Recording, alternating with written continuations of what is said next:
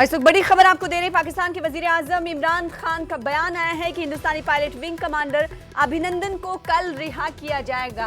आपको बता दें कि इस ताल्लुक से हिंदुस्तान लगातार कोशिशें कर रहा था और इससे को लेकर डिप्लोमेटिक तरीके से भी डील कर रहा था। इस बीच पाकिस्तानी वजीर आजम इमरान खान की जानिब से एक बयान आया है। इमरान खान ने अपने बयान में कहा है कि हिंदुस्तानी पायलट विंग कमांडर अभिनंदन को कल रिहा कर दिया जाएगा।